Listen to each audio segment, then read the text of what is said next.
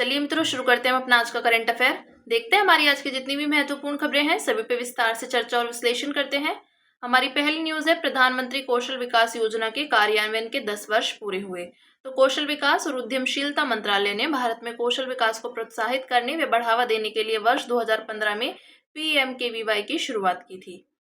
प्रधानमंत्री कौशल विकास योजना के विषय में देखते हैं तो वर्तमान में यह योजना अपने चौथे चरण यानी प्रधानमंत्री कौशल विकास योजना 4.0 में है। इसे 2 अन्य घटकों के साथ स्किल इंडिया कार्यक्रम की केंद्रीय क्षेत्र की योजना का एक प्रमुख घटक बनाया गया है। इसके 2 अन्य घटक निम्नलिखित हैं। तो कौन कौन से हैं? प्रधानमंत्री राष्ट्रीय प्रशिक्षुता संवर्धन योजना। इस योजना के तहत सरकार प्रशिक्षुओं को स्टाइपेंड देने के लिए वित्तीय सहायता प्रदान करती है। और नेक्स्ट है जन शिक्षण संस्थान योजना। तो इसके तहत 15 से 45 आयु वर्ग के निरक्षरों, नवसाक्षरों और स्कूल की पढ़ाई छोड़ने वाले यानी 12वीं कक्षा तक को व्यवसायिक कौशल प्रदान किया जाता है। अब देखते हैं PMKVY के अंतर्गत 3 प्रकार के प्रशिक्षण। तो पहला है शॉर्ट टर्म ट्रेनिंग। तो नेशनल स्किल्स क्वालिफिकेशन फ्रेमवर्क के अनुरूप पाठ्यक्रम और ऑन जॉब ट्रेनिंग। नेक्स्ट पूर्व शिक्षण की मान्यता। तो मौजूदा कौशल का उद्योग द्वारा मान्यता प्राप्त प्रमाणन। विशेष परियोजनाएं, हाशिए पर मौजूद समूह, दुर्गम क्षेत्रों और विशिष्ट या भविष्य की नौकरी के लिए अनुकूलित कौशल प्रशिक्षण। नेक्स्ट है फिर PMKVY की महत्वपूर्ण उपलब्धियां। तो कौशल प्रशिक्षण तक पहुंच में सुधार। वर्ष 2015 से अब तक 1.63 करोड़ से अधिक युवाओं को प्रशिक्षित किया जा चुका है।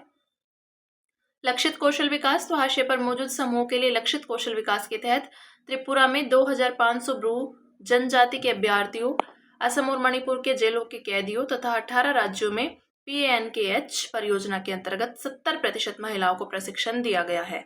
सामाजिक समानता और समावेशन। तो 45% महिला भागीदारी और अनुसूचित जाति, अनुसूचित जनजाति तथा अन्य पिछड़ा वर्ग का उल्लेखनीय समावेशन किया गया है। भविष्य के लिए तैयार कार्यबल। तो artificial intelligence, internet of things, robotics, 5G तकनीक, साइबर सुरक्षा, ड्रोन, ग्रीन हाइड्रोजन जैसी उभरती प्रौद्योगिकियों को शामिल किया गया है। पारंपरिक शिल्पों का प्रोत्साहन। तो नागालैंड और जम्मू कश्मीर के कारीगरों व बुनकरों के लिए कौशल उन्नयन परियोजनाएं चलाई जा रही हैं। देखते हैं PMKVY 4.0 के डिजाइन सिद्धांत। तो उद्योग से जुड़ाव और ऑन द जॉब प्रशिक्षण, प्रशिक्षण इकोसिस्टम का डिजिटलीकरण, उद्यमिता पर ध्यान, परीक्षकों और प्रशिक्षकों के राष्ट्रीय पूल का निर्माण और नई पीढ़ी के कौशलों पर ध्यान देना।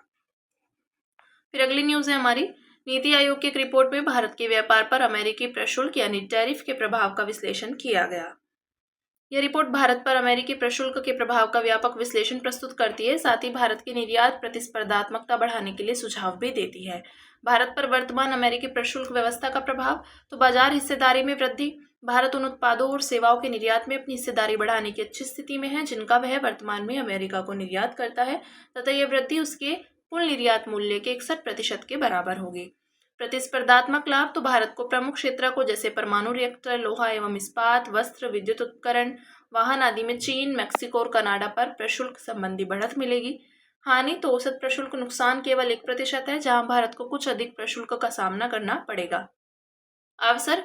उच्च मूल्य वाले क्षेत्रों को जैसे इलेक्ट्रॉनिक्स, परमाणु रिएक्टर आदि और श्रम प्रधान वस्तु जैसे परिधान वस्त्र में अपनाए जाने वाले नीतिगत उपाय। तो पण्य व्यापार को बढ़ावा देने के लिए निर्यात प्रतिस्पर्धा बढ़ाना। तो श्रम प्रधान क्षेत्रों को उत्पादन से संबंध प्रोत्साहन योजना में शामिल करना, क्रॉस सब्सिडी घटाकर विद्युत प्रशुल्क को तार्किक बनाना आदि। व्यवसाय करने में सुगमता और बाजार तक पहुंच। तो अधिकृत आर्थिक परिचालक कार्यक्रम को बेहतर बनाना, निर्यात संवर्धन मशीन के तहत लक्षित योजना शुरू करना आदि। व्यापार साझेदारों और समझौतों में विविधता लाना। तो बड़ी आपूर्ति श्रृंखला का हिस्सा बनना तथा भारत यूरोपीय संघ मुक्त व्यापार समझौते और जन विश्वास 2.0 जैसी पहलों को आगे बढ़ाना। सेवा व्यापार को बढ़ावा देने के लिए भारत यूनाइटेड किंगडम समझौते के मॉडल पर आधारित सेवा केंद्रित FTA पर वार्ता करना। व्यावसायिक अवसरों का विस्तार करने के लिए पारस्परिक मान्यता समझौतों को व्यापक बनाना। लाइसेंसिंग और विनियामक अनुपालन को सरल बनाना जैसे सेवा निर्यात में असंगत डेटा अनुपालन एवं बौद्धिक संपदा से जुड़े मुद्दों को हल करना। कौशल उन्नयन और तकनीक जैसे digital health, fintech, cloud computing और एडुटेक में निवेश करके नवाचार एवं कौशल विकास को बढ़ावा देना। फिर नेक्स्ट है, वित्त मंत्री ने भारत में ग्लोबल कैपेबिलिटी सेंटर्स की स्थापना दर बढ़ाने की आवश्यकता पर बल दिया। तो वित्त मंत्री ने ग्लोबल कैपेबिलिटी सेंटर्स की स्थापना को बढ़ावा देने और अधिक फॉर्च्यून 500 कंपनियों को भारत में आकर्षित करने के लिए उद्योग एवं सरकार से मिलकर काम करने का आग्रह किया है।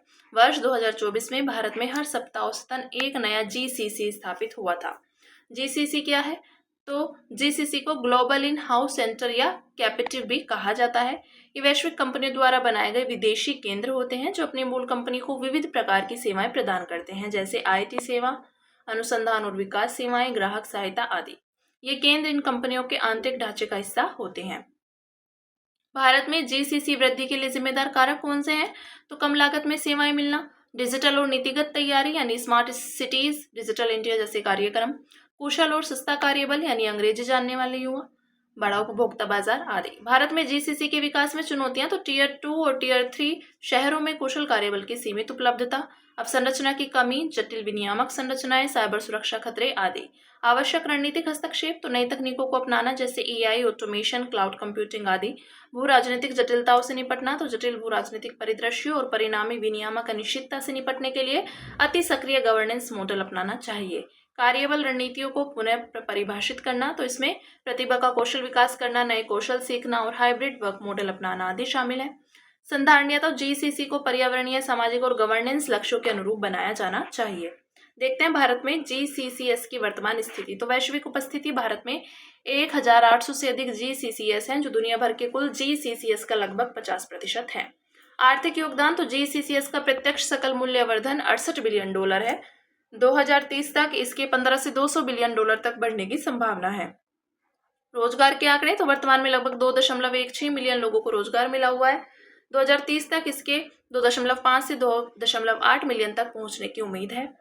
संवृद्धि दर तो पिछले 5 वर्षों में भारत में जीसीसी सेक्टर हर साल औसतन 11% की दर से बढ़ा है। भारत की कुल जीडीपी में जीसीसी सेक्टर का योगदान 1.6% है। नेक्स्ट, भारत ने अपनी स्थापित विद्युत क्षमता का 50% गैर जीवाश्म ईंधन स्रोतों से प्राप्त किया। नवीन एवं नवीकरणीय ऊर्जा मंत्रालय के अनुसार भारत के कुल स्थापित विद्युत क्षमता 484.82 गीगावाट तक पहुंच गई है। इसमें 50.08% विद्युत का उत्पादन गैर जीवाश्म ईंधन स्रोतों से किया गया है। भारत ने पेरिस समझौते के तहत अपने राष्ट्रीय स्तर पर निर्धारित योगदान लक्ष्य से 5 साल पहले ही 50% गैर जीवाश्म ईंधन क्षमता का लक्ष्य हासिल कर लिया है। भारत की नवीकरणीय ऊर्जा आधारित विद्युत क्षमता में वृद्धि को संभव करने वाली प्रमुख पहले तो प्रधानमंत्री सूर्य घर योजना, इसके तहत लगभग 7 लाख सोलर रूफटॉप की स्थापना की जा चुकी है। पीएम कुसुम, तो इसके तहत किसानों और सौर ऊर्जा से चलने वाले पंप उपलब्ध कराए गए हैं, जिससे कृषि हेतु ऊर्जा सुरक्षा संभव हुई है। विनिर्माण का विस्तार तो उत्पादन से संबंध प्रोत्साहन योजनाओं के माध्यम से घरेलू स्तर पर सोलर, फोटोवोल्टिक और विंड टर्बाइन के उत्पादन में वृद्धि हुई है। बेहतर होती ट्रांसमिशन अवसंरचना तो नवीकरणीय ऊर्जा समृद्ध राज्यों से बिजली को दूसरे राज्यों में भेजने के लिए अंतर्राज्यीय ट्रांसमिशन प्रणालियों में काफी निवेश किया गया है।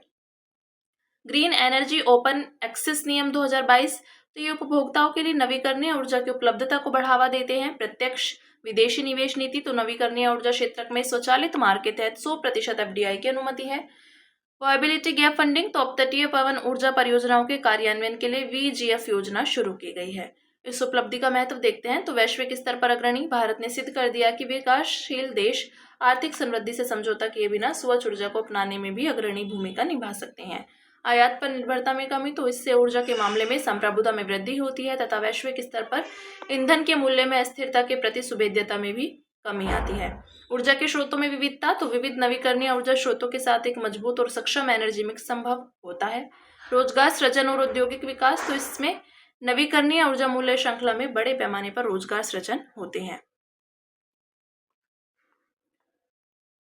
ये क्षेत्रक है, क्षमता गीगावाट में और ये प्रतिशत। तो तापीय 242.04 गीगावाट, प्रतिशत 49.92%, परमाणु 8.78 गीगावाट, बड़ी जल विद्युत 49.38 गीगावाट, नवीकरणीय ऊर्जा 184.62 गीगावाट, कुल हुई 484.82 गीगावाट। और इधर ये परमाणु है 1.81%, बड़ी जल विद्युत 10.19%, नवीकरणीय ऊर्जा है 38.08% और तापीय है ही हमारी 49.92%। तो टोटल हुई 100%। ठीक है, ये बात की हमने क्षमताओं की जो गीगावाट में दी है और ये प्रतिशत दिया गया है उसका। ठीक है, अब बात करेंगे अगली न्यूज की, जो है सुप्रीम कोर्ट ने सोशल मीडिया पर घृणा कम करने के लिए नागरिकों के बीच भाईचारे पर जोर दिया। तो सुप्रीम कोर्ट ने विशेषकर सोशल मीडिया पर अभिव्यक्ति की स्वतंत्रता का प्रयोग करने के दौरान नागरिकों से आत्मसंयम और नियंत्रण बरतने पर जोर दिया है। इस संबंध में सुप्रीम कोर्ट की टिप्पणियां तो अपनी राय रखना एक अलग बात है, लेकिन उसे किसी खास तरीके से कहना अभिव्यक्ति की स्वतंत्रता का दुरुपयोग है। इससे अनावश्यक मुकदमेबाजी और कानून प्रवर्तन पर बोझ बढ़ता है। नागरिकों को सोशल मीडिया का उपयोग करते समय स्वयं पर नियंत्रण रखना चाहिए, लेकिन स्वयं पर नियंत्रण न रख पाने की स्थिति में राज्य को ऐसी दुर्भावना वाली प्रवृत्तियों को रोकने के लिए हस्तक्षेप करना पड़ सकता है।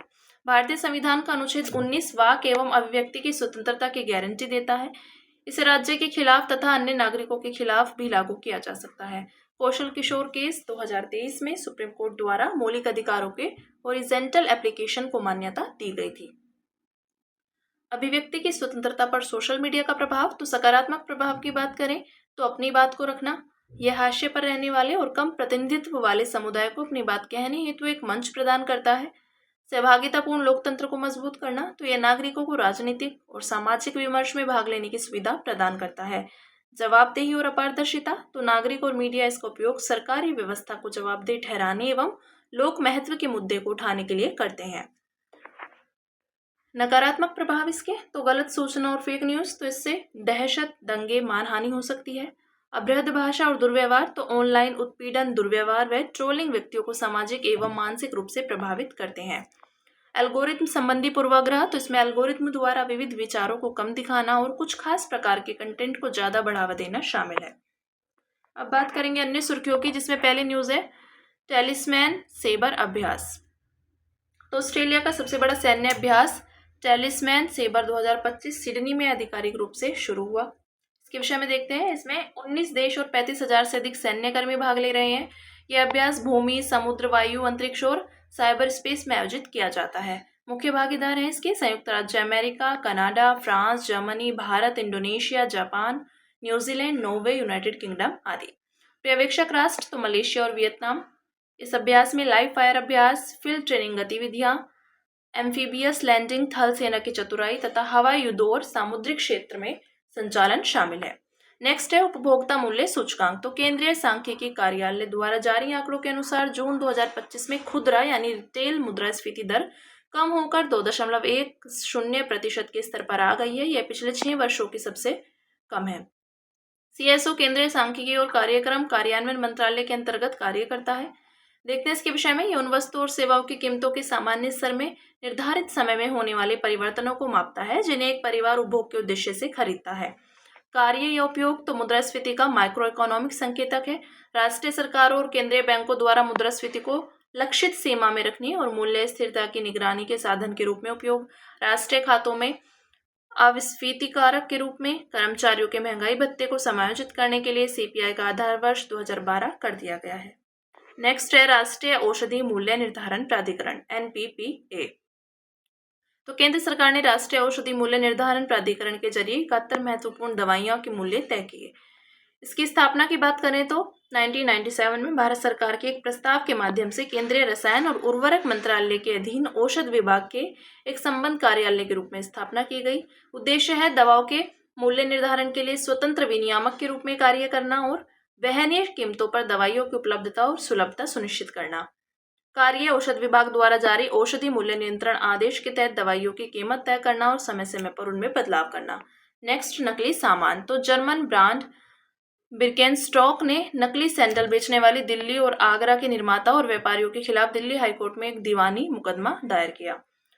देखते हैं इसके विषय में। OECD ने अपनी 2022 की रिपोर्ट में नकली वस्तुओं के वैश्विक व्यापार में चीन, तुर्की और संयुक्त अरब अमीरात के साथ भारत को एक प्रमुख स्रोत देश के रूप में वर्णन किया था। 2022 की CRISIL रिपोर्ट के अनुसार भारत के रिटेल बाजार में लगभग 25 से 30% नकली वस्तुएं होती हैं। भारतीय कानून के तहत कोई ब्रांड अपने उत्पादों को ट्रेडमार्क्स एक्ट 1999 और डिजाइन्स एक्ट 2000 के जरिए सुरक्षा प्रदान कर सकता है। इन कानूनों से ब्रांड को कानूनी कार्रवाई करने, अदालत से राहत पाने और नकली माल जब्त करवाने का अधिकार मिलता है। फिर नेक्स्ट है बेदी नकलम उत्सव। तो हाल ही में मेघालय में पवित्र बेदी नकलम उत्सव मनाया गया। कहाँ पे मनाया गया? मेघालय में। देखते हैं इसके विषय में। इस उत्सव का शाब्दिक अर्थ है महामारी को दूर भगाना। यह आध्यात्मिक शुद्धिकरण और समुदाय द्वारा चुनौतियों से निपटने की क्षमता का प्रतीक है। यह पनार या जैंतिया जनजाति का सबसे महत्वपूर्ण नृत्य उत्सव है। इसे हर साल जुलाई में फसल बुवाई के बाद मनाया जाता है। उत्सव के दौरान युवा पुरुष बांस के डंडों से प्रत्येक घर की छत पर प्रहार करते हैं। यह बुरी आत्माओं, महामारी और बीमारियों को दूर भगाने का प्रतीक है। इस दौरान दैत, लावाकोर और इयातान भांग जैसे खेल खेले जाते हैं। Next quantum noise. तो एक नए अध्ययन के अनुसार क्वांटम नॉइज कभी कभी क्वांटम एंटेंगलमेंट को उत्पन्न या पुनर्जीवित कर सकता है। इसके विषय में देखते हैं। क्वांटम नॉइज उन अवांछित व्यवधानों को कहा जाता है जो क्वांटम प्रणालियों को प्रभावित करते हैं, जिससे क्वांटम गणनाओं में त्रुटियां आती हैं। परंपरागत रूप से क्वांटम नॉइज को एंटेंगल्ड सिस्टम का शत्रु माना जाता है, क्योंकि इससे वे अपना एंटेंगलमेंट खो देते हैं। इस परिघटना को डिकोहेरेंस नाम से जाना जाता है। क्वांटम एंटेंगलमेंट एक रहस्यमय संबंध है जो एक ही स्रोत से उत्पन्न अलग अलग कण समय और दूरी के मामले में अलग होने पर भी आपस में जुड़े होते हैं। नेक्स्ट, शिकानसेन तकनीक। तो next generation E10 Shinkansen train Bharat और जापान के साथ शुरू की जाएगी। भारत में ये रेलगाड़ियां मुंबई अहमदाबाद के बीच बन रहे 508 किलोमीटर के हाई स्पीड यानी बुलेट ट्रेन कॉरिडोर के बीच चलेगी। इसके विषय में देखते हैं। शिकानसेन जापान की हाई स्पीड बुलेट ट्रेन है। यह विश्व की सबसे सुरक्षित, सबसे भरोसेमंद, उच्च गति, उच्च क्षमता और हाई फ्रिक्वेंसी वाली परिवहन प्रणाली मानी जाती है। मुख्य विशेषताएं तो यह टक्कर-रोधी सिद्धांत पर कार्य करती है, जिसे दो प्रणालियों के माध्यम से लागू किया जाता है। हाई स्पीड रेल के लिए विशेष ट्रैक जो लेवल क्रॉसिंग यानी संपार रहित होते हैं, और ATC system, automatic train control system, जो ट्रेन की गति को नियंत्रित करके किसी भी टक्कर को रोकता है।